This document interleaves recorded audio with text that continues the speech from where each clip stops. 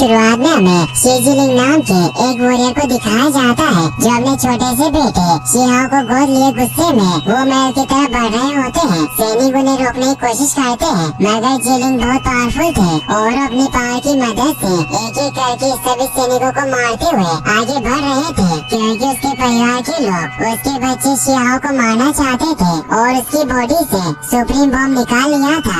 She yuan जिलिंग से कहता है कि तुम्हें हमारे परिवार के कल्याण के लिए अपने बच्चे की बलि देनी होगी। जिलिंग को इससे बहुत गुस्सा आता है और उससे फाइट करने लग जाता है। शी युआन जिलिंग के बच्चे को मारने की कोशिश करता है मगर जिलिंग अपने हाथों से तलवार पकड़ लेता है। अब वहाँ जिलिंग की वाइफ किनिनिंग भी आ जाती है जो भी जिलिंग के साथ मिलकर युआन पर हमला करने लगती है। युआन समझ गया था कि उसे जीत नहीं पाएगा इसीलिए अपने लायन पावर को एक्टिवेट करने लगता है। ये देखकर जिलिंग भी अपने ड्रैगन पावर की मदद से ड्रैगन को बाहर निकाल लेता है और किनिनिंग भी अपनी पावर से उस ड्रैगन को और पावरफुल बना देती है मगर ये सीन यही कट हो जाता है। फिर हम कुछ साल बाद स्टोन विलेज को देखते हैं जो भगवान लियू द्वारा एक शील्ड से प्रोटेक्ट था ताकि कोई भी ताकतवर जानवर स्टोन विलेज के लोगों को नुकसान न पहुंचा पाए। अगली सुबह स्टोन गांव के सभी बच्चों को स्टोन विलेज के मुखिया शी यूनफेन आत्मरक्षा के लिए ट्रेन कर रहे होते हैं। वो सभी बच्चों से कहते हैं कि जल्दी उठकर कड़ी मेहनत करने से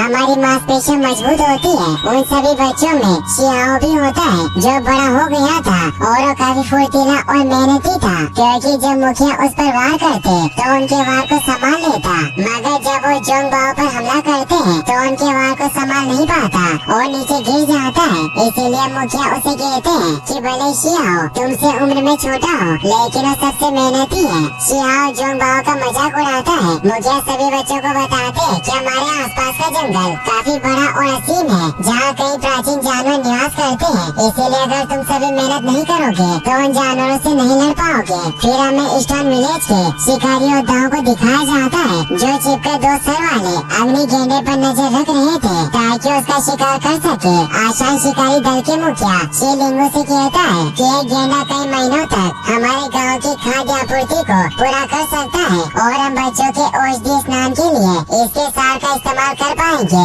ये कहकर वो उस गेंडे पर हमला करने के लिए जाता है मगर वो गेंडा लात मारकर उसे दूर फेंक देता है। ये देखकर शीलिंगू अपने सभी साथियों के साथ मिलकर उस गेंडे पर हमला करने लग जाते हैं और अपने पर्चे से उसे नीचे गिरा देता है। शीलिंगू सभी से कहता है कि गेंडा मरने वाला है। सब एक साथ मिलकर हमला करने लगते हैं मगर तभी वहाँ ब्लू इसके लीडर भी उस गेंडे का शिकार करने आ जाती है। गेंडा अपने फायर पावर से उस पर हमला करता है मगर उसे अपने पंजों में दबाकर ले जाने लगती है। ये देखकर आशान बहुत हैरान होता है कि ब्लू ईगल उनके इलाके में कैसे आ गई क्योंकि वो कभी इस इलाके में शिकार करने नहीं आती थी।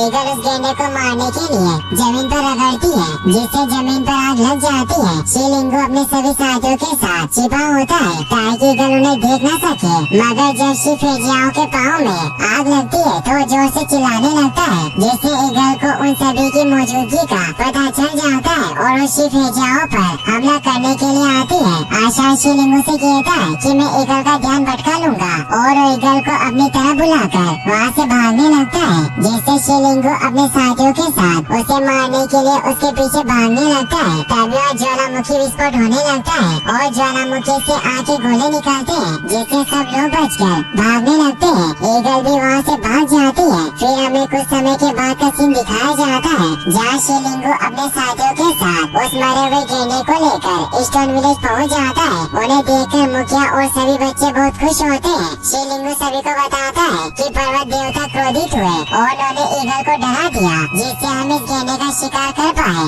सभी बच्चे अपने अपने पिता के पास जाते हैं। ये देखकर शियाओ दुखी हो जाता है क्योंकि उसके माता पिता उसके पास नहीं थे। शी जिलिंग और किनिनिंग उसे स्टोन विलेज छोड़कर चले गए थे। शियाओ दुखी होकर बैठ जाता है और अपने मॉम डैड को याद करने लगता है। मुखिया यूनफेंग उसके पास आते हैं। मुखिया को देखकर शियाओ पूछता है कि मेरे माँ और पिताजी वापस कब आएंगे तो यूनफेंग उसे बताते हैं कि अब नहीं आएंगे, वो हमसे काफी दूर चले गए हैं। शियाओ कहता है कि क्या वो मुझे नहीं चाहते।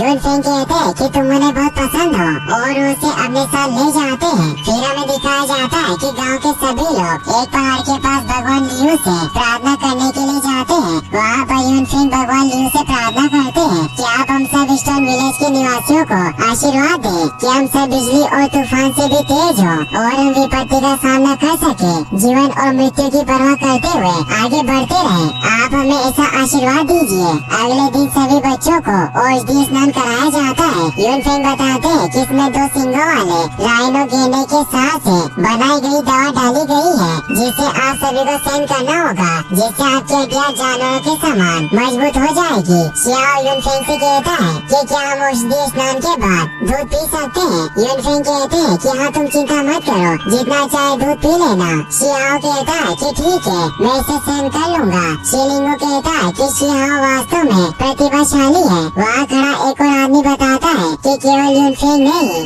रोज की शक्तियों में महारत हासिल की है। उसके बाद यूनफेंग अपनी शक्ति से उस औषधीय पानी को गर्म करते हैं, जिससे सभी बच्चों को काफी जलन होती है और वो पानी से बाहर निकल आते हैं। लेकिन शियाओ पानी में ही रहकर उस साल की गर्मी को सहन करता है। फिर उस पानी में से उस 2 सिरों वाले गेंडे का साह निकलता है। यूनफेंग शियाओ से कहते हैं कि तुम इसे ग्रहण करो। शियाओ से ग्रहण करता है। उसे ग्रहण करते ही उसकी बॉडी का ताप बढ़ जाता है और उसमें गेंडे की पावर आ जाती है। वो उस भट्टी से बाहर निकलकर उसे अपने हाथों से ऊपर उठा लेता है। ये देखकर सभी लोग आश्चर्यचकित हो जाते हैं। यूनफेंग कहता है कि इस बच्चे से उम्मीद नहीं थी। इसकी बॉडी की तुलना पुराने युवा जानवरों से की जा सकती है। शियाओ यूनफेंग से पूछता है कि मैं अब दूध पी सकता हूँ? यूनफेंग कहते हैं कि तुम जितना चाहे उतना दूध पी सकते हो। फिर सभी बच्चे शियाओ के पास जाते हैं और कहते हैं कि तुम बहुत असाधारण हो, तुम ये कैसे करते हो? मगर जोंगबाओ को इससे जलन होती है क्योंकि उसे पसंद नहीं करता। उसके बाद शियाओ भगवान लियू को दूध चढ़ाता है और कहता है कि मेरा पसंदीदा दूध है, आप इसे पी सकते हो। साथ ही उन्हें ये भी कहता है कि परिवार के मुखिया यूनफेंग कहते हैं कि आपने ईस्टर्न विलेज की रक्षा के लिए बलिदान